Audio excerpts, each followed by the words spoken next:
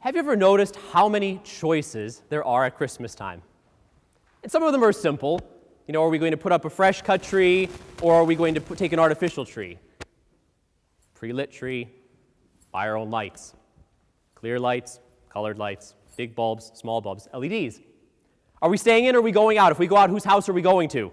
What time are we going to get there? Are we going to have time to get to your house and to her house? Are we going to buy this or not?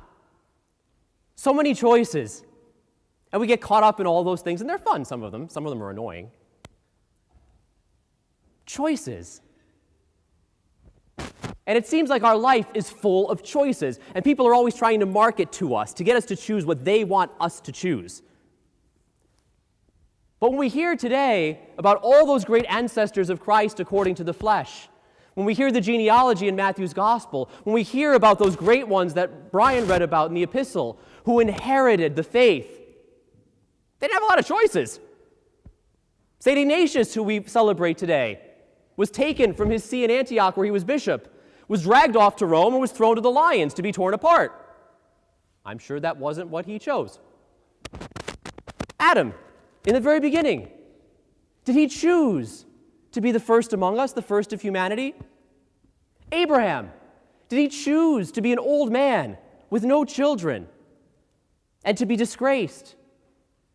Moses, did he choose to be in a situation where he had to go against the established authority of Pharaoh and lead the people out of Israel? Choices. There are so many choices. And yet, who among us has chosen to be here? We're here not because we have chosen to be here. Not one of us here chose to be born. Not one of us. Not one of us chose to be who we are. You did not choose to be you.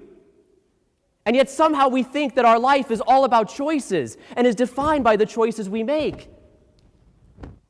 And yet there is one choice that matters. One fundamental choice. Because God, Jesus Christ, in the fullness of time, chose to be born of the Virgin Mary. God chose to become one of us. God chose to be born in time. And he chose his pure mother. And he chose Bethlehem. And he chose the cave. And he chose the manger. Christmas is about God's choice for you and for me. Christmas is about God's choice to enter into a love relationship with you and with all of creation that would transform all of creation forever. And because of that, the choices that we make matter. Yes, Adam didn't choose to be born, but God chose to create Adam, to show forth the perfection of his image and the icon of his glory in the world. Abraham didn't choose to be childless, but God chose him to be the father of a multitude of nations, so that from him the Messiah would be born. David didn't choose to be king of Israel.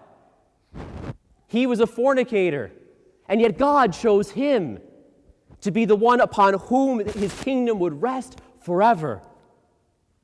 Moses didn't choose to lead the people out of slavery, but God chose him to be a sign of the way in which God, by his own incarnation and by his own passing over from life to death to eternal life, would lead us out of the slavery of sin and death.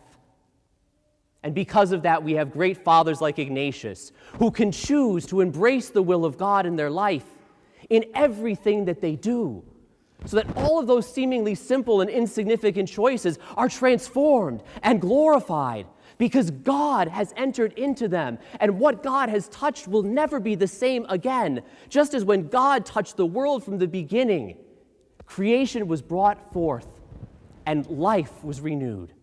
So he too, in the fullness of time, when he chose to be born in the womb of Mary, restored the image of that fallen Adam and made it possible again for you and for me to shine brightly with the light of God as the living icon of his glory in the world. So today, as we come here to the church, you chose to come here. Why? Why did you choose to come here today? Because if you chose to come here today for any reason other than to be touched by the God who chose to enter into the world for you, then you're not yet here for the right reason. Because God chooses to come to you today.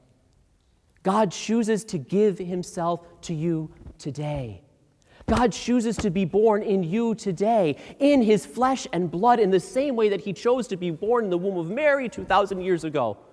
He chooses to come and to be born in you. Will you choose God?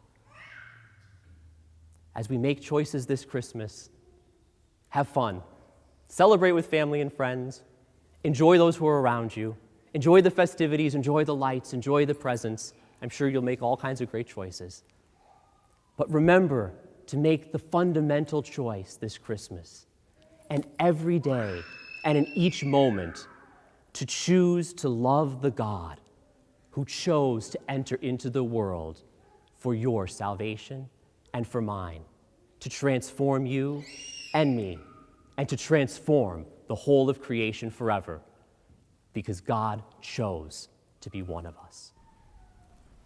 Praise ye the Lord in his temple, praise